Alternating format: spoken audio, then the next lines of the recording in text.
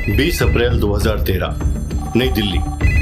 Raisina hills के external affairs के दफ्तर में कई फोन्स एक साथ बजे जा रहे थे और इसी शोर के बीचों बीच सेक्रेटरी भरत जोशी जानते थे कि इनमें से इस वक्त सबसे इम्पोर्टेंट कॉल कौन सा है। उन्होंने अपने टेबल पर रखा हुआ एक लाल रंग का फोन अपने पास रखाया।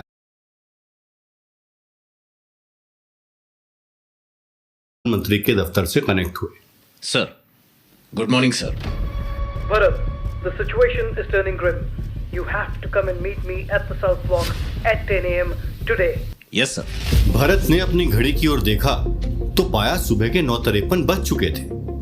उनके पास साउथ ब्लॉक यानी कि राष्ट्रपति भवन पहुंचने के लिए सिर्फ 7 मिनट ही बाकी रह गए थे। वो जल्दी से कमरे के बाहर जैसे ही निकले तो उन्हें लेने के लिए उनका एग्जीक्यूटिव एस्कॉर्ट एक बुलेट प्रूफ गाड़ी के साथ उन्हें ले जाने के लिए तैयार खड़ा था।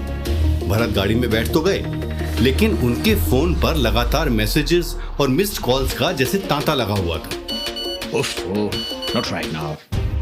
अगले 5 मिनट में सेक्रेटरी भरत जोशी राष्ट्रपति भवन के साउथ ब्लॉक यानी कि भारत के प्रधानमंत्री जी के दफ्तर के वॉर रूम में दाखिल हो चुके थे। ये वही कमरा था जहां से काउंटर इंसर्जेंसी, सर्जिकल स्ट्राइक और दूसरे कई सीक्रेट ऑपरेशंस को ग्रीन लाइट किया जाता है। भरत जब कमरे में दाखिल हुए तो उनके सामने एक लंबा सा कॉन्फ्रेंस टेबल था, जिसके दूसरी ओर इंडियन आर्म्ड फोर्सेस के नामी और जांबाज मेजर संजय भरवान बैठे हुए थे। उनके साथ नेवी के कुछ सीनियर ऑफिशियल्स भी शामिल थे और दीवार पर लगे हुए एक बड़े से एलईडी स्क्रीन पर कुछ न्यूज ब्रॉडकास्ट चलाए जा रहे थे।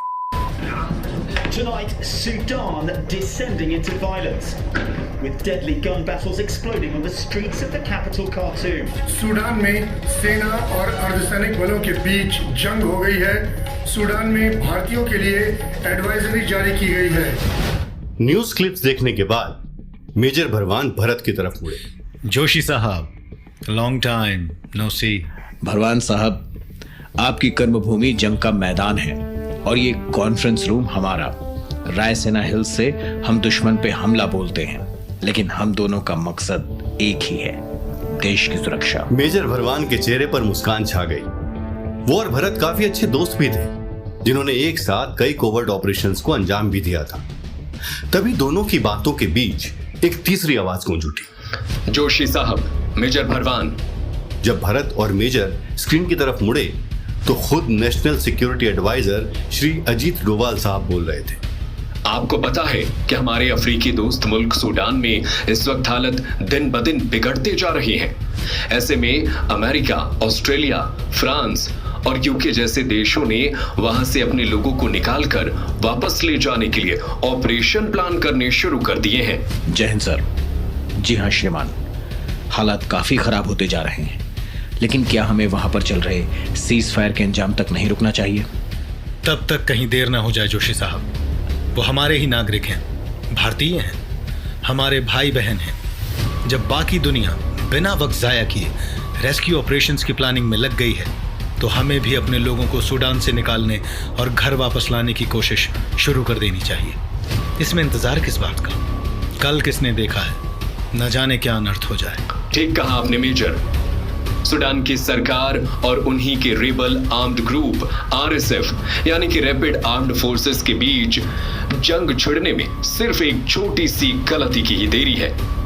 मैं चाहता हूं कि आप और जोशी साहब तुरंत सूडान से सभी भारतीयों को सुरक्षित निकालने की तैयारी करें, मगर इंटरनेशनल रिलेशन और इन नाजुक हालातों को देखते हुए ध्यान से। इस मिशन में भारत की आन और शान पर कतई आंच नहीं आनी चाहिए। आप दोनों तुरंत ही हमारे एम्बेसडर विनय मोहन जी से कांटेक्ट कीजिए और मुझे प्लानिंग पर रिपोर्ट कीजिए।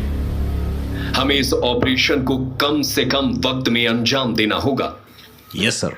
जोशी और मेजर दोनों ही ये जानते थे कि सभी भारतीयों को सूडान से रेस्क्यू करने के लिए जितनी भी ताकत लगे, देश की सरकार उसे लगाने के लिए तैयार और पूरी तरह से सक्षम थी। वहीं दिल्ली से 4,800 किलोमीटर दूर उत्तर अफ्रीका में बसे देश सूडान की राजधानी खार्तूम में परेश जैन को आने वाले वक्त का अंदाजा होने लगा था।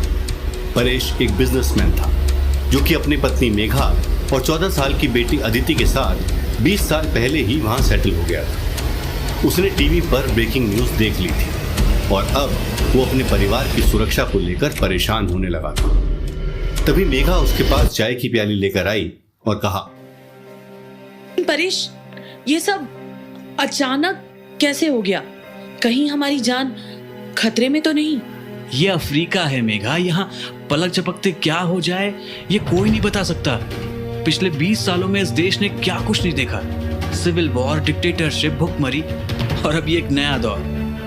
ताकत और सत्ता के इस खूनी खेल में बेचारा आम सुडानी तो फंसेगा ही। लगता तो यही है कि ये हम सबको ले डूबेंगे यार।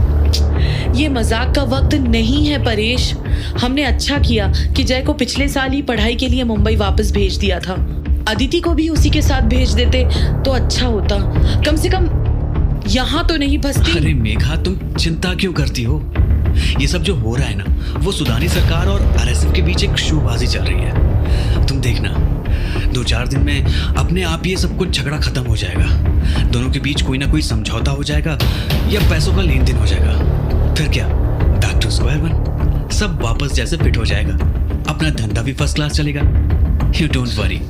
पता नहीं क्यों परेश, मुझे बहुत घबराहट हो रही है। और ऊपर से ये न्यूज़ चैनल्स, खबरें देखकर तो बिल्कुल नहीं लगता कि दोनों में से कोई भी अमन चाहता है। जहां एक तरफ परेश और मेघा इस दुविधा में थे कि आगे क्या होगा, वहीं सूडान के 2 जंगी जमात एसए यानी कि सूडानी सरकार की आर्म्ड फोर्सेस और आरएसएफ यानी कि रैपिड सपोर्ट फोर्सेस राजधानी खार्तूम की सरहद के ठीक बाहर हफ्ते भर से चल रहे सीज फायर के तहत इस बात का इंतजार कर रहे थे कि आखिर समझौता करे भी तो कौन। दरअसल बात समझौते की नहीं, बल्कि ये खार्तूम और सूडान पर सत्ता जमाने और राज करने का एक खूनी खेल था, जो कि आने वाले कुछ ही घंटों में पूरे मुल्क को हिलाकर रखने वाला था। पूरी दुनिया और भारत की नजर इस सीज फायर पर टिकी थी, जो कई हजारों लोगों की किस्मत का फैसला करने वाली थी। वहीं दिल्ली में खार्तूम के बढ़ते तनाव के चलते मेजर भरवान और भरत जोशी ने एम्बेसडर विनय मोहन से तुरंत संपर्क किया। हेलो हेलो, क्या आप हमें सुन सकते हैं? हमें यहाँ से निकालिए मेजर। क्या आप ये आवाजें सुन रहे हैं? शहर में गोलाबारी शुरू हो चुकी है। भारत के एम्बेसी के कुछ ही किलोमीटर दूर ये हो रहा है और आग यहाँ तक पहुँचते देर नहीं लगेगी। जोशी साहब, यहाँ की खबर भयानक है। आज रात भी शहर के कई इलाकों में भारी गोलाबारी होने की खबरें आ रही हैं। इन इलाकों में हमारे कई भारतीयों के घर और बिजनेसेस हैं। मेरे साथ कई 100 भारतीयों ने इंडियन एम्बेसी में अपने अपने घरों को छोड़कर शरण ले ली है। उन्हें आप ही का इंतजार है। उन्हें भारत सरकार की छत्रो छाया की जरूरत है। जल्दी कुछ कीजिए, हमारे पास वक्त नहीं है। मेजर भरवान एम्बेसडर की बातें सुन ही रहे थे जब फोन पर उन्हें अचानक गोलाबारी की आवाजें सुनाई दी। एम्बेसडर, हेलो हेलो, क्या आप ठीक हैं? शिट, जोशी साहब, we have to move to Khartoum now. शायद मेजर संजय भरवान और सचिव भरत जोशी को इसी इशारे का इंतजार था।